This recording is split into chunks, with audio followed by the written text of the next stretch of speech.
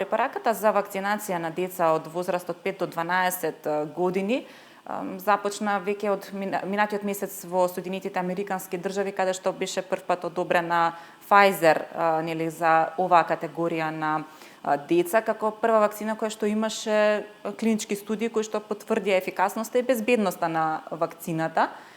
И тука веќе се започна со вакцинација на децата. Сега и ЕМА ги разгледува всушност нели тие документи и ќе издаде препорака дека може да се користи. Секако останува во основа на препораките во секоја земја достапноста на вакцините да одлучи нели кога ќе овозможи вакцинација на таа категорија на граѓани.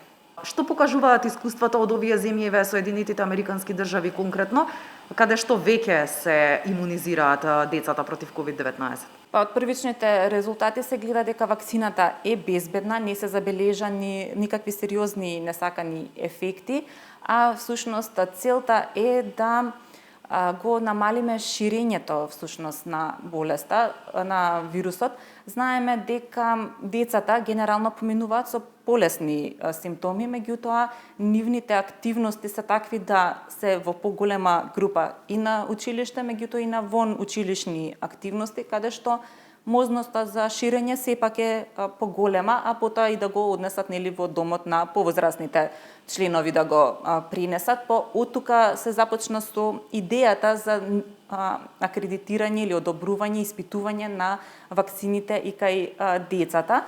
Секако дека станува збор и за дозно регулирање на вакцината, значи не е истата доза како кај возрастните, се е подесена на 10 микрограми за разлика 30 кај возрастните во однос нели на возраста и е потврдено дека има добар безбедносен профил и точно заради тоа е одобрена. Кај нас кон крајот на јули месец почна имунизацијата на тинејџери, на деца од 12 до 17 годишна возраст. Вие како доктор, дали и зошто препорачувате децата да се имунизираат против COVID-19? Па да, како што ви кажав, најмногу ради можноста за ширење, ради контактите кои што ги имаат и на училиште и вон училишните активности, постои голема можност за ширење на вирусот, а потоа и на повозрастните членови во семејството и затоа е убаво да го всушност спречиме тоа ширење.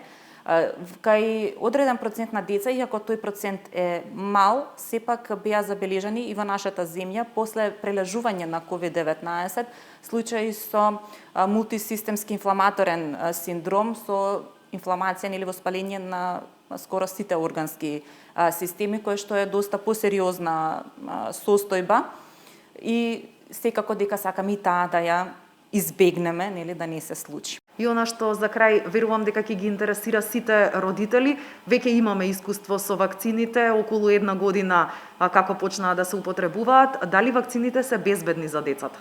Секако дека се безбедни, тоа се испитува, поминати клинички студии, а веќе знаеме одредени земји веќе 1 месец аплицираат вакцини. Ризикот од сериозни несакани ефекти е минимален, односно го нема. Стандардните болка во рамото, малаксаност, блага температура може да се јават, меѓутоа кај помал процент од децата после апликација на овие вакцини.